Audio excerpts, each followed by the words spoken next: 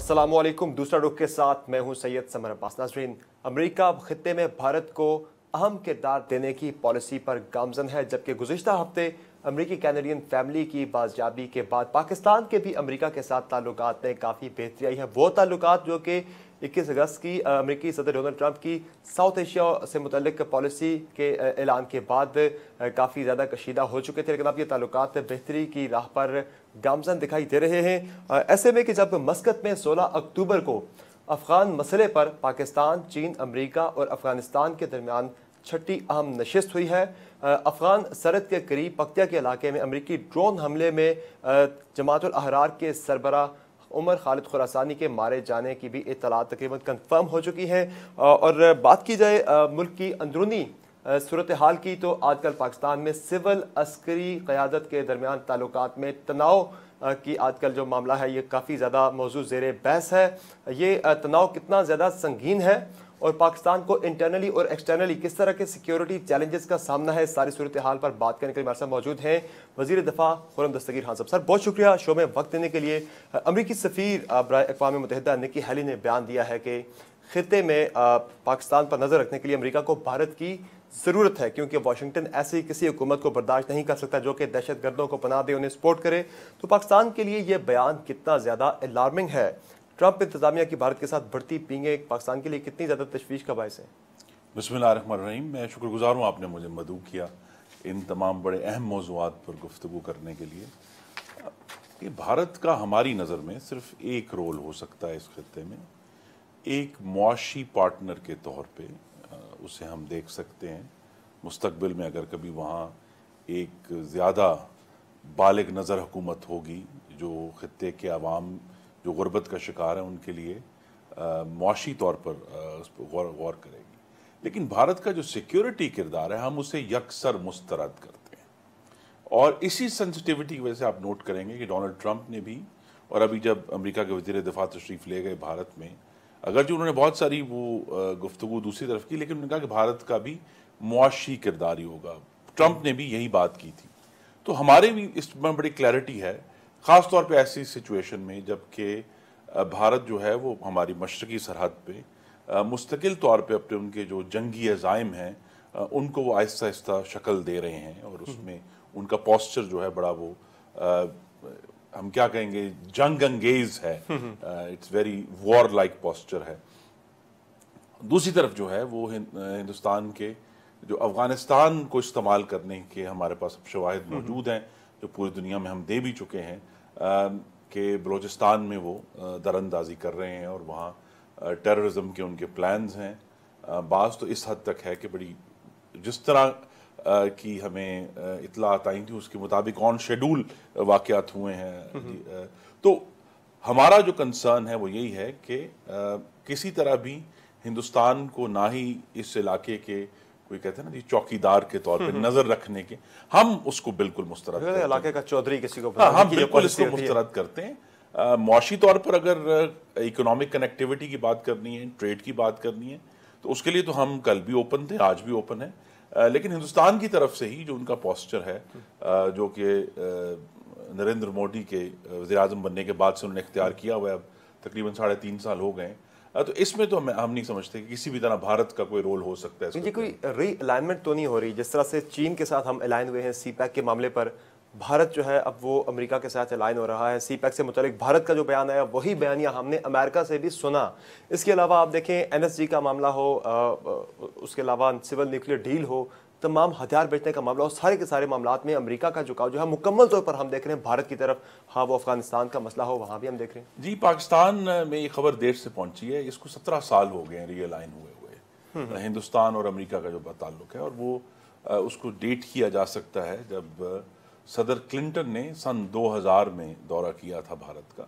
उस वक्त से अमेरिका में उनकी जो तमाम इस्टेब्लिशमेंट है और वहाँ उनके जो थिंक टैंक्स हैं उनकी तरफ से क्लियर था कि वो हिंदुस्तान को अपने एक स्ट्रेटेजिक पार्टनर के तौर पर देखते हैं, बिकॉज वो अमेरिका की नज़र में चाइना को कंटेन करना चाहते हैं, उसको वो बिल्कुल वो महदूद करना चाहते हैं। तो वो उनका एक पोस्चर वो इसीलिए अब तो जो सिविल न्यूक्लियर डील है उसको भी 12 साल हो गए, तो ये पुरानी खबर है। जो नई खबर है वो सी पैक है। बिल्कुल جس کی وجہ سے وہاں ان کو خطرے کی گھنٹیاں بجتی ہوئی محسوس ہوئی ہیں، جس کے اوپر وہ ریئیکٹ بھی کر رہے ہیں۔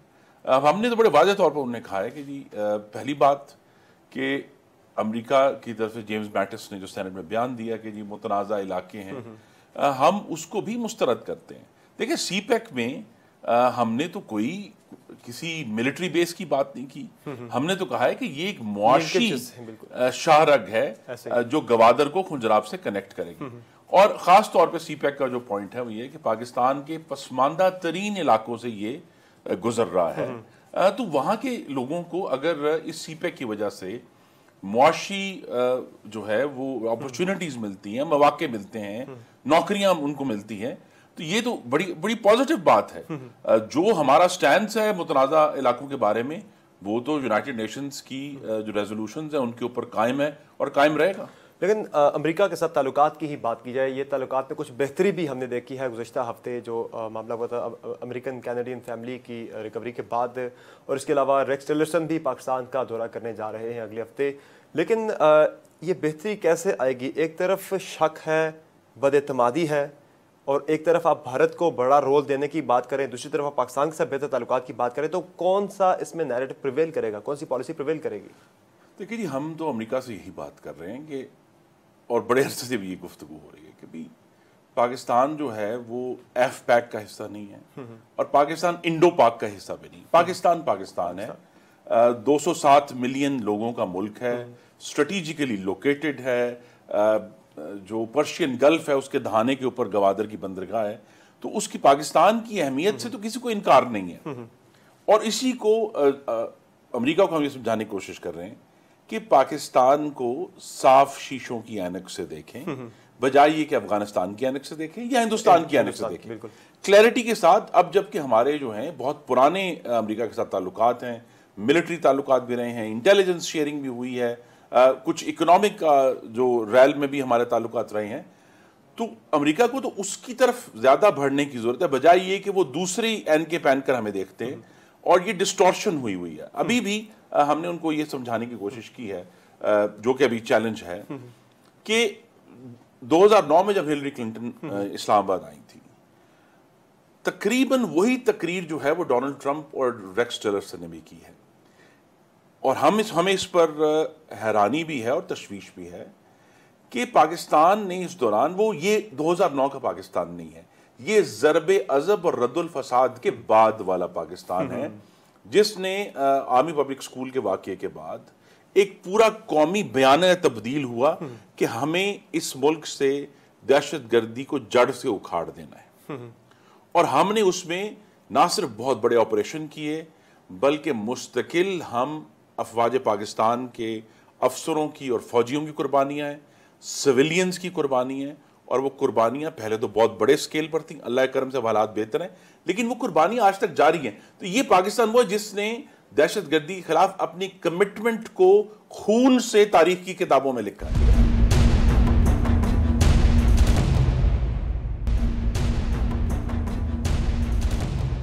ڈو مور کا مطالبہ ہی کیوں کیا جاتا ہے؟ اتنی قربانیاں ہم نے دے دی، پھر ڈو مور کا مطالبہ ہم سے ہوتا ہے۔ گو کہ آرمی چیف نے گزشتہ ماہ یہ واضح کیا تھا پوری دنیا پر کہ ہم نے بہت کچھ کر لیا، اب دنیا ڈو مور کرے۔ تو کیا ڈپلومیٹک اور ڈیفنس ٹرمز میں کیا یہ ڈو مور کا جو مطالبہ ہم دنیا سے کر رہے ہیں یہ سیل کرے گا؟ دیکھیے جی ہم تو حقیقت یہ ہے کہ ڈو مور سے زیادہ ہمیں پاکستان کی اپنی جو دفاعی صلاحیت ہے اس کو قائم رکھنا ہے، اور اس کو قائم رکھتے ہوئے جو سب سے بڑا چیلنج ہے وہ ہے معاشی نمو کا، گروتھ کا، جس کے ساتھ پاکستان کے طول و عرض میں جو ہمارے نوجوان میرے بھائی اور بہنیں ہیں ان کے لیے روزگار کا سوال ہے نا، ہمارا فوکس اس کے اوپر ہے۔ اب دنیا میں جو دلچسپ بات ہے کہ اگر ہم کہتے ہیں ڈو مور، امریکہ کا مطالبہ یہ ہے کہ جی پاکستان جو ہے وہ اپنے سرحدوں کی حفاظت کرے، اپنے سرحدوں کی پولیسنگ کرے، تو پھر ہمارا اس معاملے میں اس حد تک تو ڈو مور کا مطالبہ بنتا ہے کہ جب پاکستان نے کہا ہے کہ ہم اپنی 2600 کلومیٹر کی افغانستان کی سرحد ہے اس کے اوپر پورا فینس کریں گے، بالکل اس فینس لگانے میں ہماری مدد کو کوئی نہیں آیا، ہم خود لگا رہے ہیں اور انشاءاللہ خود لگائیں گے۔ بارڈر آؤٹ پوسٹس بن رہی ہیں پورے ہم پورے 2600 کلومیٹر جو ہے وہ ہمیں کور کرنا ہے، ہم کر رہے ہیں۔ اگر ہمارے پاس وسائل زیادہ ہوں تو ہم اس کو بہت جلدی کر سکتے ہیں.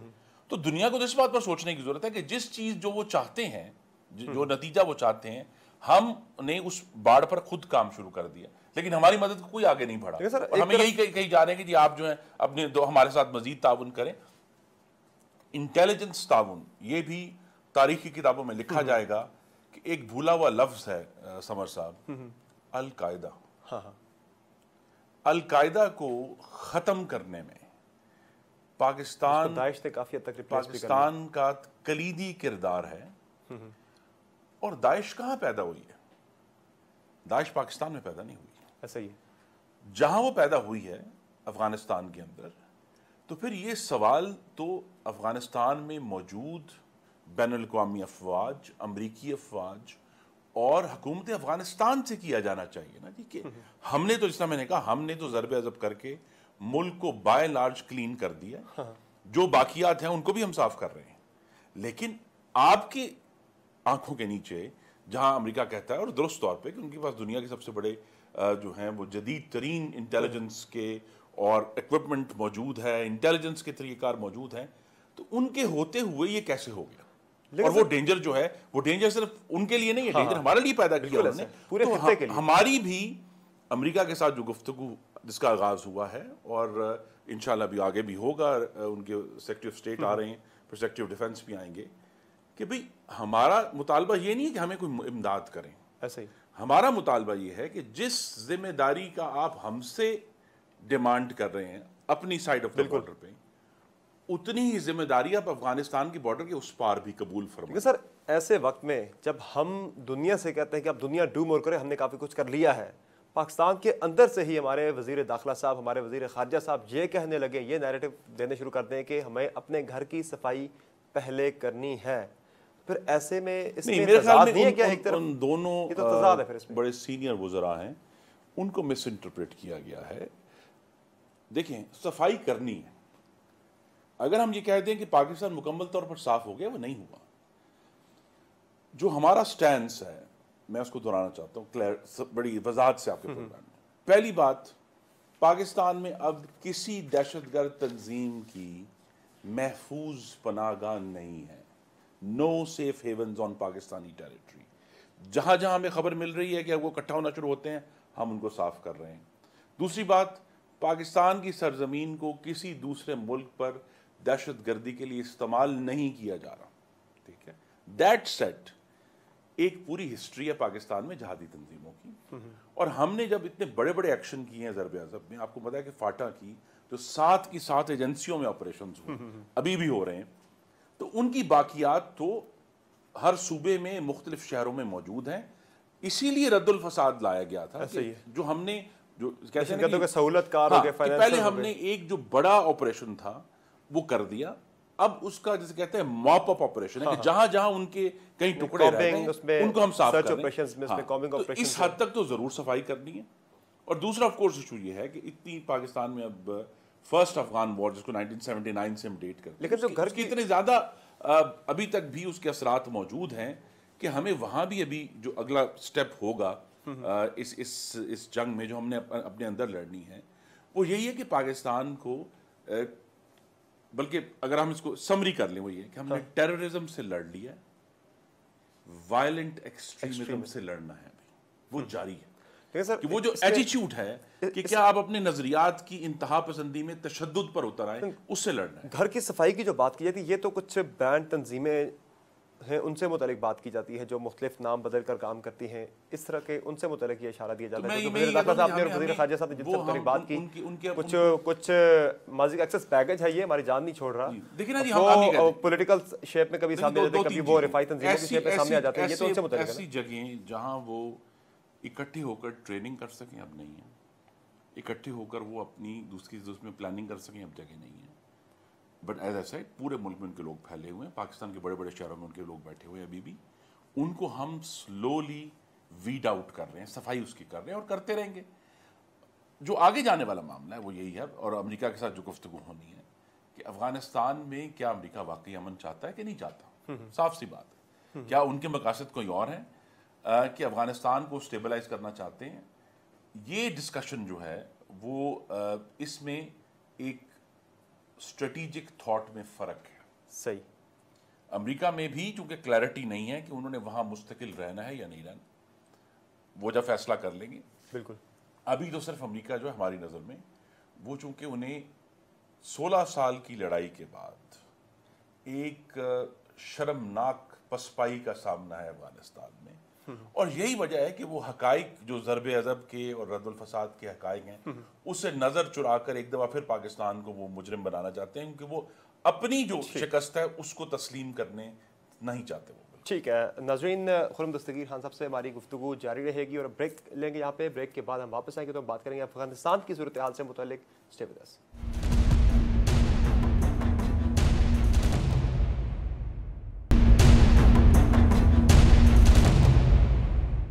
Welcome back. خرم صاحب, مسقط میں 16 اکتوبر کو کیو سی جی کا چھٹا اہم اجلاس ہوا جس میں پاکستان, چین, امریکہ اور افغانستان کے نمائندے شریک ہوئے. تو کیا اب امریکہ نے اپنی پالیسی تبدیل کر لی ہے؟ جو ان کی اسٹیٹڈ پالیسی تھی کہ مذاکرات نہیں کرنے, افغانستان کی پالیسی بھی یہی تھی, تو کیا وہ سرنڈر کر لیا اس پالیسی سے کہ افغانستان جو طالبان ہیں ان کے ساتھ بات چیت نہیں ہوگی, اب وہ بات چیت کی طرف جا رہی ہے صورتحال؟ دیکھیں یہی تو بات ہے کہ ان کی جو پالیسی اناؤنس کی تھی صدر امریکہ نے, وہ افغانستان کے حقائق کے برعکس ہے. اب حقائق تو خود پینٹاگون سے ایشو ہو رہے ہیں, ان کے ایک اسپیشل انسپیکٹر جنرل ہیں فار افغان ریکنسٹرکشن. انہوں نے 1 ماہ پہلے ایک رپورٹ ایشو کی اور کہا کہ افغانستان کے جو 40% ضلع ہیں ان پر افغان حکومت کا نہ ہی کنٹرول ہے نہ ہی اثر ہے. اثر ایک بڑی ویک فارم ہے, یعنی بالکل ہی وہ افغان حکومت کے اثر سے باہر, رٹ نہیں ان کی کسی بھی قسم کی کوئی رٹ نہیں ہے. یہ جو پالیسی ہے, یہ جو ٹرمپ نے اناؤنس کی ہے, یہ جو فیکٹ ہے کہ 40% افغانستان کے کنٹرول میں نہیں ہے, یہ اس سے براہ راست تضاد کا شکار ہے. کیونکہ جب وہ پاکستان سے کہتے ہیں کہ جی پاکستان میں سیف ہیون, بالکل بھئی 40% افغانستان سیف ہیون ہے, تو پھر پاکستان میں کیوں آئیں گے جب انہیں وہاں پہ موجود ہے جگہ؟ 40% افغانستان سیف ہیون ہے. بالکل. اور دوسری بات یہ ہے کہ جب ان کے پاس کنٹرول ہے تو یہ بات بار بار پوچھنی پڑے گی امریکہ سے کہ فار ایگزامپل ہمیں بڑی خوشی ہے کہ امریکہ کی انٹیلیجنس بیسڈ جو انہوں نے ہمیں پرووائڈ کی, تو ہم امریکی اور کینیڈی شہری ان کے 3 بچیوں کو ہم جو ہے ہم نے ان کو بازیاب کروایا. لیکن سوال یہ ہے کہ بارڈر کے اس طرف آپریشن کیوں نہیں ہوا؟ تو وہاں بھی بہت سیریس کیپیسٹی کنسٹرینٹس ہیں. 5 سال وہ افغانستان میں رہے ہیں, انٹیلیجنس جہاں آگے کی جی وہاں سے چل پڑے ہیں, پر بالآخر پاکستان کی افواج پر ہی انحصار کرنا پڑا. تو ہم امریکہ سے یہی بات کر رہے ہیں کہ دیکھیں یہ جو ہے نا زبان کہ جی ہم صرف 1 more time پاکستان کے ساتھ کوآپریٹ کریں گے, یہ کامیابی کی زبان نہیں ہے. صحیح. اگر واقعی آپ افغانستان میں کامیابی چاہتے ہیں تو جس طرح ابھی پاکستان کی افواج کے بغیر آپریشن, یہ بازیابی کا بہت چھوٹا سا آپریشن تھا نا 5 لوگوں کا, یہ نہیں ہو سکا, تو پھر افغانستان میں امن کیسے ہوگا پاکستان کی فل کوآپریشن کے بغیر؟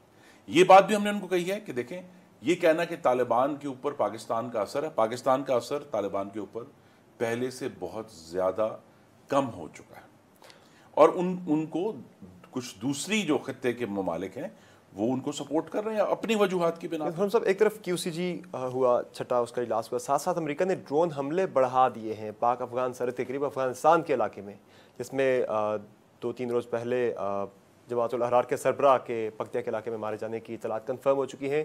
تو کیا افغان سرحد پر جو امریکن ڈرون اٹیکس ہیں اس سلسلے میں امریکہ نے پاکستان کو آن بورڈ لیا ہوا ہے؟ جی دیکھیے, جو افغانستان کے اندر ان کے اٹیکس ہیں اس پہ وہ ہمیں صرف انفارم کریں گے اگر وہ 1 حد سے زیادہ در ہے. یہاں چونکہ بالکل ہی بارڈر کے قریب تھا تو وہ ہمیں انفارم کریں گے, لیکن موسٹلی تو ان کو کوئی رکاوٹ نہیں ہے افغانستان میں آپریٹ کرنے میں. اور جیمز میٹس نے یہ بھی کہا ہے, اور کم لوگوں نے بات نوٹ کی, کہ جی انہوں نے رولز آف انگیجمنٹ ریلیکس کر دیے افغان فوج افغانستان میں جو امریکی فوج تھی. پہلے یہ تھا کہ جی امریکی فوج کے قریب جو علاقہ تھا وہاں وہ ایریل بامبنگ کر سکتے تھے. اب انہوں نے کہا جی پورا افغانستان کھلا ہے, آپ جہاں بھی انڈیکیٹ کریں گے وہاں بامبنگ ہو جائے گی. انہوں نے کی ہے, ان کا علاقہ ہے, وہ اس کی ذمہ داری سنبھالیں. ہمیں تو بہرحال دیکھیں ہمارا فوکس تو الٹیمیٹلی پاکستان کی مٹی کا دفاع ہے. حالیہ انیشیٹو کس کا تھا یہ؟ جو ابھی مسقط میں؟ جی ہم تو مستقل اس کے اوپر بات کی جی QCG کو ریوائیو کیا جائے، لیکن اس میں چائنا نے ہماری مدد کی ہے، اور ایز اے سیڈ جب وزیر خارجہ چائنا گئے بھی تھے وہاں سے بیان آیا تھا کہ پاکستان اور چائنا امریکہ کو بھی خواجہ آصف صاحب نے یہ باور کرایا ہے کہ یہ پروسیس بڑا اہم ہے. دیکھیں نا ڈونلڈ ٹرمپ کا یہ کہنا کہ جی we are not there to do nation building, we are there to kill terrorists. اگر آپ اپنے تمام دشمنوں کو ٹیررسٹ ڈکلیئر کر کے کہیں کہ ہم نے ان کو مار دینا ہے، بالکل، تو پھر گفتگو کس سے کرنی ہے آپ نے؟ سر گفتگو کی بات کی جائے، مذاکرات کون کرے گا افغان طالبان کے ساتھ؟ انہیں مذاکرات کی میز پر کون لائے گا؟ تو چائنا اس میں لائے گا نا. چائنا کے بھی ڈائریکٹر وہاں پہ تھے، اور اسی لیے اس پروسیس کو آن کیا گیا ہے کہ طالبان کا چونکہ وہاں ایک دفتر ہے، اور اس کے ذریعے صرف ہم نہیں کمیونیکیٹ کرتے اور بہت سارے ممالک کمیونیکیٹ کرتے ہیں.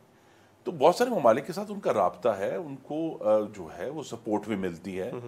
پاکستان کے علاوہ جو ہے پاکستان کی طرف سے تو اب ہم نے کسی بھی قسم کی ہم سپورٹ نہیں کر رہے ان کو نا، ان کو دوسرے ممالک سے سپورٹ مل رہی ہے، جس کی وجہ سے وہ 40% افغانستان ہے اس کے اوپر اپنا جو ہے انہوں نے ایک کنٹرول قائم کیا ہوا ہے. تو ان سے بات بہرحال کرنی پڑے گی، اور اس میں امریکی پوسچر کی تبدیلی جس کی طرف ہم ان کو کوشش کر رہے ہیں کہ افغانستان کو مستقل پرامن کرنا ہے. پاکستان کا مفاد یہ ہے کیونکہ ہماری اس سے جو ہے وہ آنے والے سالوں میں ہمارا ٹریڈ اس سے جڑا ہوا ہے، ہماری اکنامک کنیکٹیوٹی، انرجی کنیکٹیوٹی، جو ہم کاسا 1000 تاجکستان سے بجلی لانا چاہتے ہیں، ہم ترکمانستان سے گیس پائپ لائن لانا چاہتے ہیں. تو ہمارے بڑے کلیئر مفادات ہیں جو ایک پرامن افغانستان ہی پورا کر سکتا ہے. تو ہماری تو خواہش یہ ہے کہ ہم ضرور اس معاملے کے کرنے جا رہے ہیں افغان سہولت کار ہو سکتے ہیں، لیکن گارنٹور نہیں ہو سکتے. پاکستان کا دورہ بھی کرنے جا رہے ہیں افغان صدر اشرف غنی صاحب. تو پاکستان کی کیا ٹیک ہوگی بالخصوص اب یہ جو آپ بات کر رہے ہیں کہ سارے معاملات کمیونیکیٹ کیے جائیں گے اشرف غنی صاحب کو کہ یہ ہمارے کنسرنز ہیں اور یہ ہم چاہتے ہیں؟ یہ دیکھیں یہ کنسرن تو پرائم منسٹر نواز شریف 3 دفعہ تشریف لے گئے تھے. سرتاج عزیز صاحب جب فورن آفس میں تھے وہ تشریف لے گئے تھے. ابھی پہلے آرمی چیف بھی گئے ہیں، موجودہ بھی گئے ہیں. ہمارے کنسرن ان کو معلوم ہے، یہ کوئی ان سے چھپے ہوئے نہیں ہیں. اب بات آگے بڑھانی ہے نا، بات یہی بڑھانی ہے کہ ہمیں اگر آگے چلنا ہے تو ایک دوسرے کے خلاف بیان بازی سے اور واضح طور پہ بد اعتمادی کا اظہار کر کے آپ آگے نہیں چل سکتے. دوسرا ہمارا کنسرن ہے جس کا میں نے ذکر کیا کہ ہندوستان اگر افغانستان کی سرزمین کو استعمال کرے گا پاکستان کو ڈی سٹیبلائز کرنے کے لیے، تو یہ ہمارے لیے ناقابل قبول ہے. صحیح. تو بہت سارے ایسے معاملات ہیں جس میں افغانستان نے کام کرنا ہے. افغانستان کی جو ریورس ڈیمانڈ ہوتی ہے پاکستان کے اوپر، اس میں سب سے زیادہ اثر ان کی ڈیمانڈ یہ ہے کہ پاکستان جو مثلا مہاجرین کو ہم جس سپیڈ سے واپس بھیجنا چاہتے ہیں وہ کہتے ہیں اس کو آہستہ کریں، ہمارے لیے مشکل ہے. ان کی ٹرانزٹ ٹریڈ کے بارے میں ڈیمانڈ ہوتی ہیں جو کچھ ہم نے پورا کرنے کی کوشش کی تھی 2 سال پہلے، لیکن پھر وہ پروسیس ہی سکٹل ہو گیا. دیکھیں اس میں بڑا کلیئر ہے، سارا کچھ ہونے جا رہے تھے معاہدے. افغانستان سے ایک ہم نے جو سرحد سے بات میں خود بھی کر چکا ہوں اور مجھے امید اب آگے والے دنوں میں کریں گے. ہم ہمسائے ہیں، ہمیں کسی تیسرے ملک کو اپنی بائی لیٹرل جو ہمارا ریلیشن شپ ہے اس میں شامل نہیں کرنا، اور تیسرا ملک ہندوستان ہے. صحیح. تو ہم ان سے بار بار یہی کہہ رہے ہیں کہ آپ ہم سے براہ راست بات کریں، چاہے وہ معیشت کی بات ہے ہم تیار ہیں، سیکیورٹی کی بات ہم تیار ہیں، لیکن جب آپ ہندوستان کو میز پر رکھ دیتے ہیں تو پھر تمام چیزیں اور انڈین پرزم سے ہی دیکھا جاتا ہے ہمیشہ پاکستان کو یہ افغانستان کا بھی یہ ایشو ہے کہ بہت سارا ایک ہسٹوریکل بیگیج بھی ہے. تو پریزیڈنٹ اشرف غنی صاحب یہی کہیں گے کہ جی ہسٹوریکل بیگیج کو ایک طرف سائڈ پہ رکھ کر ہمارے جو بائی لیٹرل ریلیشنز ہیں ان پر بات کریں، تیسرے ملکوں کو اس میں شامل نہ کریں. صحیح ہے. ٹھیک ہے ناظرین، یہاں ایک بریک لیں گے. بریک کے بعد ہم بات کریں گے سول عسکری تعلقات میں تناؤ کی کیا نوعیت ہے اور یہ کتنے سنجیدہ نوعیت کے ہیں. بات ہوگی چھوٹے سے بریک کے بعد. اسٹے ود اس.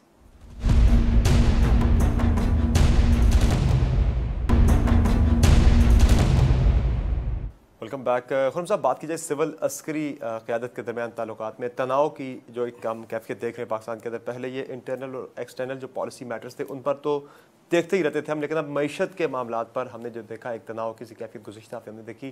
اس پر پہلے بیانات آئے، پھر ڈیمیج کنٹرول کے لیے اس پہ وضاحتیں آئیں، لیکن پھر وزیر داخلہ صاحب کا یہ کہنا کہ کشتی کا ایک مسافر اپنا چپو چھوڑ کر دوسرے کا چپو چلائے گا تو خرابی پیدا ہوگی، اور پھر کل ہی اسپیکر صاحب نے بھی کہا ہے کہ ادارے آپس میں ایک دوسرے کے ساتھ لڑیں نہ، بلکہ جو ہے اپنی جو آئینی حدود ہے اس میں رہ کر کام کریں. تو کتنی زیادہ سنجیدہ نوعیت کی اس وقت سول عسکری اداروں کے درمیان تناؤ کی سی کیفیت ہے؟ دیکھیے جی، میں بھی بطور ایک طالب علم بھی اس کو دیکھ رہا ہوں، اب میں اس میں براہ راست شامل ہوں. تو علامہ صاحب نے کہا تھا کہ یہ جو سول ملٹری تناؤ ہے نا، یہ صورت پرشید ہے، ادھر ڈوبے ادھر نکلے، ادھر ڈوبے ادھر نکلے لٹرلی. کیونکہ یہ معاملہ جو ہے this is an ongoing process. یہ کوئی ریاضی کا سوال نہیں جسے کوئی حل کر کے اس کا فائنل جواب لکھ دے گا. یہ مستقل ڈائلاگ کے ذریعے ہوگا. جو اس میں تبدیلی آئی ہے پرائم منسٹر نواز شریف کی ڈسکوالیفیکیشن کے بعد، کہ اب ایک ڈیلیبریٹ کوشش ہے پرائم منسٹر عباسی کی قیادت میں کہ منتخب جمہوری حکومت انسٹیٹیوشنل بنیاد پر بات کرے آرمی سے. اور اس کے لیے ایک ادارہ پرائم منسٹر نواز شریف نے قائم کیا 2013 میں، جس کو اب ریوائیو کیا گیا ہے، اور وہ ہے نیشنل سیکیورٹی کمیٹی. بالکل. تو ہماری کوشش یہ ہے، اور ابھی بھی یہ جو پچھلے دنوں آپ نے تناؤ دیکھا، اس کو سمیٹا اسی بنیاد پر گیا ہے کہ یہ سب معاملات اگر ڈسکس ہونے ہیں تو یہ نیشنل سیکیورٹی کمیٹی ہی اس کا فورم ہے.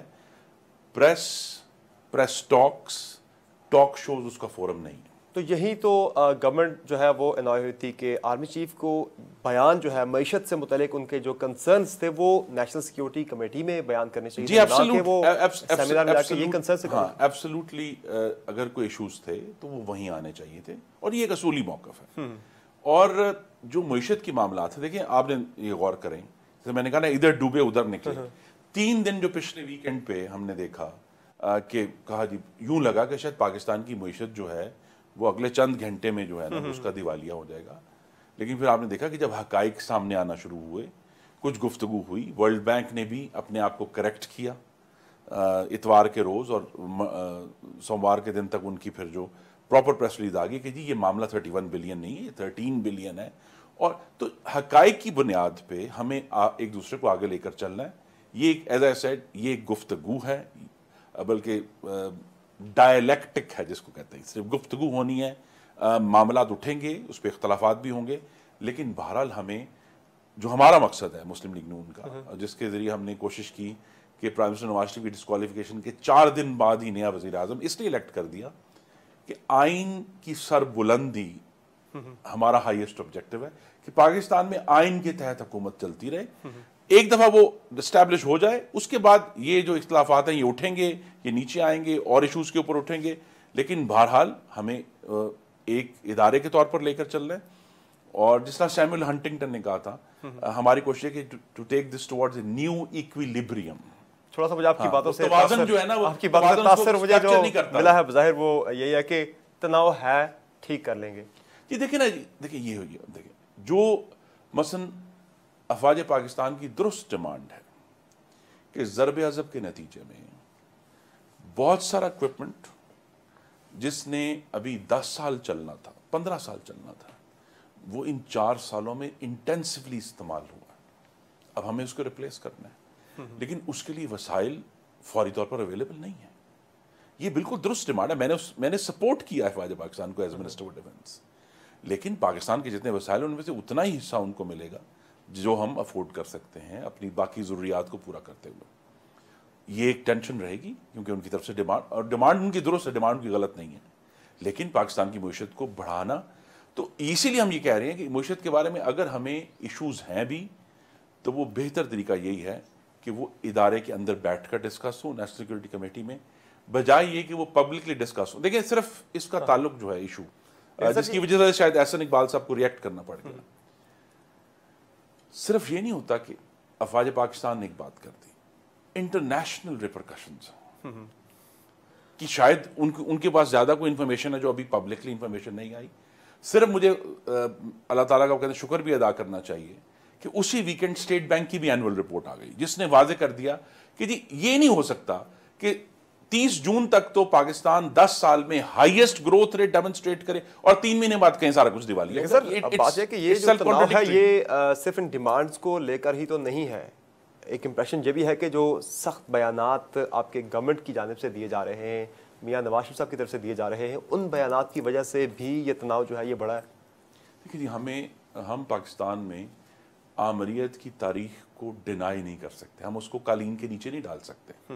وہ رہا ہے اور اس کے کانسیکوینسز ہیں، اس کے مضمرات ہیں جو ہم نے دیکھے ہیں کہ پاکستان کی سیاست میں تروڑ ہے. اب آج تک وہ کلیئر نہیں ہوا، اور اگر کسی کا خیال ہے یہ دہائیاں لگتی ہیں ملکوں کو اس سے نکلتے ہوئے. تو اسی لیے ایز آئی سیڈ سب سے اہم کام یہ ہے کہ پاکستان میں سیاسی استحکام رہے، آئین کی عملداری قائم رہے. یہ ادارے جو ہیں نا جی، اور یہ اگر میں انالوجی استعمال کروں، یہ آپس میں نج کرتے ایک دوسرے کو. بٹ جب تک آئین کی چھتری ہمارے اوپر ہے وہ ہم نج کرتے رہیں گے. کبھی ایک طرف سے نج زیادہ ہوگا، کبھی ایک طرف سے نج زیادہ ہوگا. لیکن اگر آئین رہے گا، انتخابات وقت پر ہوتے رہیں گے، تو پھر جس میں کہہ رہا ہوں نیو ایکویلیبریم کی بات بھی ہوتی ہے نا، پرفارمنس کی بات ہوتی ہے کہ ڈیلیور کتنا کیا. جس طرح کل ریاض پیرزادہ صاحب آپ کی گورنمنٹ کے ہی منسٹر ہیں، انہوں نے بیان دیا کہ اگر اس طرح سے ڈیلیور نہ کیا تو پھر کوئی نہیں روک سکتا پارلیمنٹ کو اس طرح سے. میں بساد احترام، صرف میرے کالیگ نہیں، بہت سارے لوگ ہیں، پرفارمنس کا جو آرگومنٹ ہے اس کو میں یکسر مسترد کرتا ہوں. آرگومنٹ صرف ایک ہے کہ جو حکومت قائم ہے اس کو عوام کی دی گئی لیجیٹیمیسی ہے کہ نہیں ہے. دیکھیں، حکومتیں آنی جانی ہیں، جمہوریت قائم رہنی چاہیے. تو ہم یہ کہیں گے کہ جی ٹھیک ہے، آپ اس وقت ایک سیاسی جماعت کی جس میں ہمارے ساتھ کچھ ایلائز بھی ہیں، ان کی حکومت ہے، اس کو آپ لاکھ کرٹیسائز کریں. آپ کہیں گے جی انہوں نے کام اچھا نہیں کیا، لیکن یہ جمہوریت کے خلاف آرگومنٹ نہیں ہے. تو یہ جو ڈیلیوری والا آرگومنٹ ہے، یہ ہمیں we have to put it aside. کیونکہ آئین یہ کہتا ہے کہ اس ملک پر حاکمیت اعلیٰ اللہ تعالیٰ کے بعد پاکستان کے عوام کی ہے، جن کے منتخب نمائندے اس ملک کو چلائیں گے. وہاں پرفارمنس کا کوئی لفظ نہیں لکھا ہوا. صحیح. تو ہم نے اس پر قائم رہنا ہے. دیکھیں، حکومتیں آئیں گی، پچھلی حکومت آئی تھی، عوام نے اس کو ریجیکٹ کیا پرفارمنس کی بنیاد پہ. ایک نئی حکومت آ گئی. اب ہم اگلے سال انشاءاللہ پھر انتخابات میں جائیں گے. اب آپ جو چاہیں گے وہ انشاءاللہ ہوگا. آئین کی آپ نے بات کی، آئینی اعتبار سے آپ ماشاءاللہ سے وزیر دفاع ہیں، تو منسٹری آف ڈیفینس یعنی کہ آرمی چیف اور پوری فوج آپ کے ماتحت آتی ہے. تو 7 گھنٹے کی کور کمانڈرز کانفرنس ہوتی ہے، جس کے بعد جب پوچھا جاتا ہے، سوال کیا جاتا ہے، تو یہ جواب آتا ہے کہ خاموشی کی بھی زبان ہوتی ہے. تو آپ نے بطور وزیر دفاع اس خاموشی کی زبان کو کیسے انٹرپریٹ کیا ہے؟ جی بہت سارے شاید ہمارا یہ خیال ہے میڈیا کا اور سیاستدانوں کا کہ کور کمانڈر صرف سیاست ڈسکس نہیں کرتے. ان کے پاس 1000 آپریشنل میٹرز ہیں ڈسکس کرنے والے. اور میں پھر دہراؤں گا کہ ایسے وقت میں یہ بڑا ایک انپریسیڈنٹڈ مومنٹ ہے کہ ہماری دونوں سرحدوں پر تناؤ ہے. ایسے ہی ٹھیک ہے، اس کی بہت ساری ایشوز ہیں جو ہم نے ڈسکس کرنے ہیں. تو کور کمانڈرز وہ ڈسکس کرتے ہیں. تو اگر بعض جب آپریشنل میٹرز پہ وہ بات نہیں کرنا چاہتے، تو ہمیں بجائے یہ کہ ہم اس کے اوپر جو ہے وہ اس شیئر کی تشریح شروع کر دیں. وہ منٹ شیئر ہوتے ہیں وزیر دفاع کے ساتھ؟ جی منٹ شیئر ہوتے ہیں. ان کے بہت سارے آرمی کے اپنے بہت سارے انٹرنل ہیومن ریسورس ایشوز ہیں جن سے وہ ڈیل کر رہے ہوتے ہیں. تو ہمیں یہ کہنا کہ جی یہ جو ہے یہ ضرور کوئی کامنٹ ہے کسی حکومت کے اوپر. دیکھیں یہ ٹیمپٹیشن ہے. یہ 7 گھنٹے والی یہ کیے تھے شیئر آپ سے چورن جو ہے نا جی ہے بڑا مسالے دار. تو ہمیں اس ٹیمپٹیشن سے پیچھے ہٹنا ہے کہ ہم بجائے یہ کہ اس پہ کہتے رہے کہ تمام وقت جو ہے وہ سول ملٹری تناؤ نہیں. ان کے 1000 ایشوز ہیں جس کو انہوں نے ڈیل کرنا ہے، جس کے وہ ذمہ دار ہیں. They have to take responsibility for it. ٹھیک ہے جی. بہت ساری پروموشنز ہیں جو ڈسکس ہوتی ہیں. ابھی آپ کو پتا ہے کل ہی جو ہے وہ 4 جو ہوئے ہیں کل شام کو. ٹھیک ہے جی. تو بہت سارے ایشوز ہیں جو ہے. ابھی ایک لیفٹیننٹ جنرل جو تھے پریزیڈنٹ NDU، انہوں نے ریٹائرمنٹ لی قبل از وقت. وہ بھی ایشوز ہیں. تو بہت سارے ایشوز انہیں ڈسکس کرنے ہوتے ہیں. میری استدعا ہے کہ اس پہ بہت زیادہ اسپیکولیٹ نہ کیا کریں کہ سارا وقت اسی کے اوپر جو ہے نا وہ زور لگا ہوا ہے ان کا. اچھا سر، فائنلی بتائیے گا کہ آپ کے وزیر اعظم کون ہیں؟ شاہد حقان عباسی یا میاں محمد نواز شریف؟ جی میرے وزیر اعظم شاہد حقان عباسی ہیں، اور محمد نواز شریف میری پارٹی کے صدر ہیں، میرے قائد ہیں، اور پاکستان میں جمہوریت کا سب سے بڑا نشان ہے.